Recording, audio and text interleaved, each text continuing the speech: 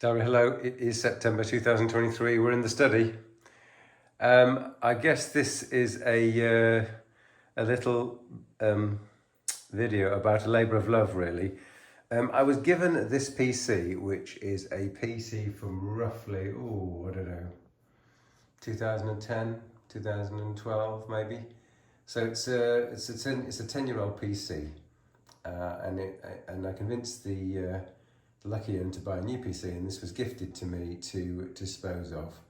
I've been trying to sell it on eBay, but no joy.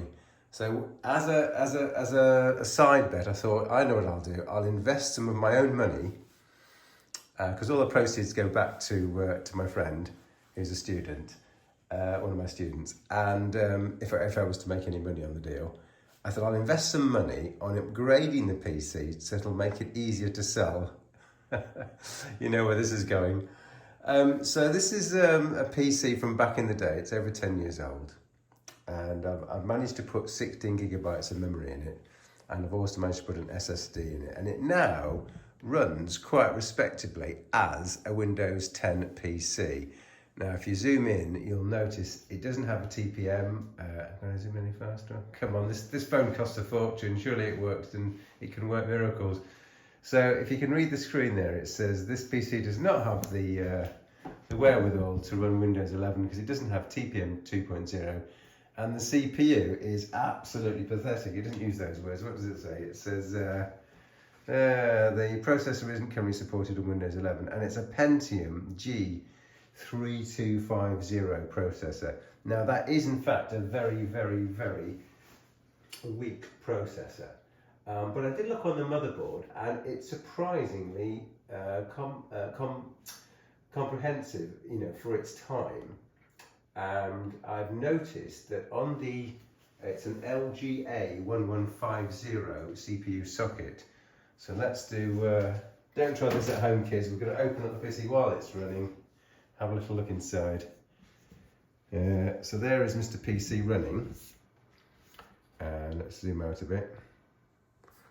And you'll see it's an Asus H81M Plus motherboard, and you can see here are the 16 gigs of memory that I put in. There's no slots being occupied because there's a lot. There's the graphics is on the motherboard, etc. So it's a pretty decent PC, given that it's 10 years old. It's got a UEFI BIOS. It doesn't have TPM 2.0 that I can see. But I thought, let's throw caution to the wind and spend even more money on the deal. So here we are.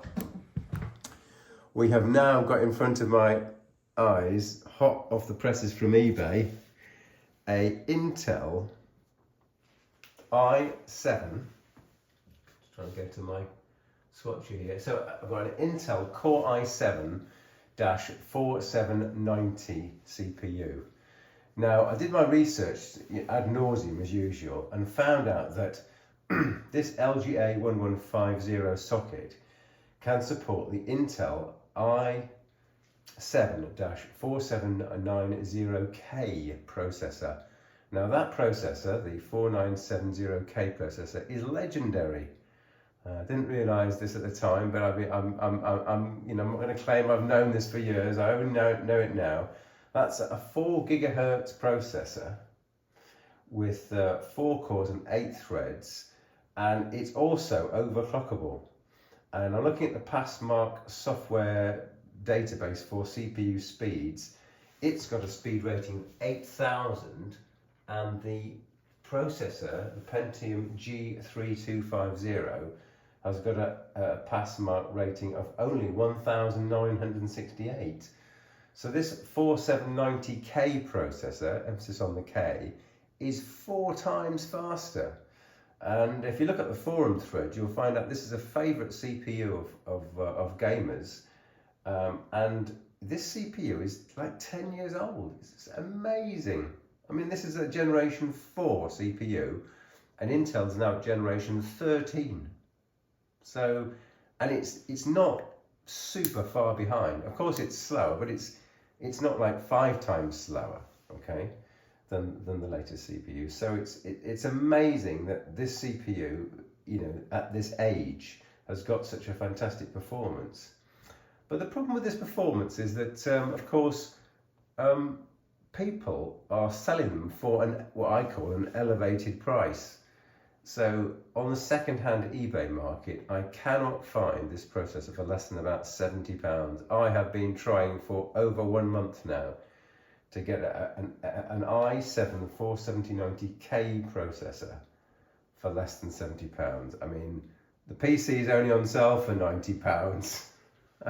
I've spent about £40–50 already on the memory and the disk. Anyway, so I thought, well, what else is there to do? And I found out there's a processor called the Intel i7-4790. So the same thing, but without the K. And the 4790 processor can run at 3.6 gigahertz clock speed instead of 4, and can go turbo speed to 4 gigahertz, whereas the super fancy K processor can go up to 4.4 gigahertz. And on the Passmark software database, the CPU mark is about 7,000. So we've got 2,000 for the processor that's in there, 2,000 for this old girl that's in there, this baby, and we've got 8,000 for the one which I refused to purchase because it was too expensive, and we've got 7,000 for this guy, which is just a standard 4790. So it's not the 4790K, it's the 4790.